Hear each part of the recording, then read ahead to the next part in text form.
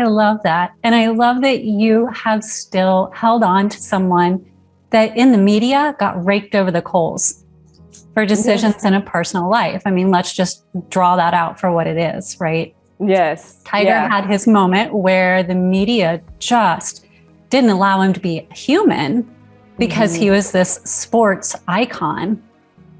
Yes. So you're in the same field, really.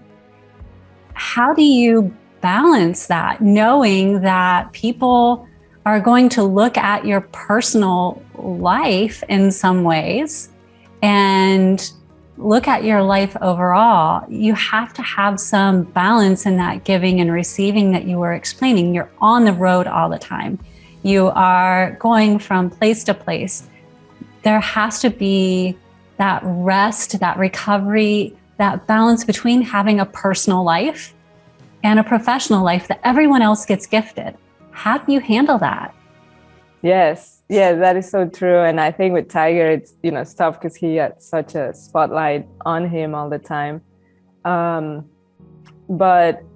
I think it's like you said, it's a balance. You have to learn to separate the two. And for me, it's you just have to be aware of where you're putting your energy and your attention, and knowing what you want to prioritize in each moment. Because I do think it's important to have a balance, and the greatest indicator we have is, our emotions. Like if we start feeling overwhelmed or, stressed or sad or something, then we know we are out of balance.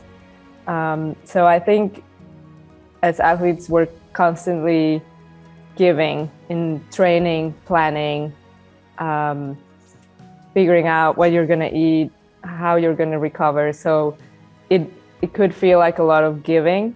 So we have to really allow yourselves to take the time to receive as well, so that we can put that effort back in there. So I think it's like that figure eight balance, and you sit back and you're like, okay, I'm gonna rest, and I would see that as receiving, or I'm gonna let the results unfold without wanting to control everything. I would see that as receiving. It's like you give your effort and everything that you could control, and then you just have to allow it to happen. And as you would say many times, you have to trust and allow.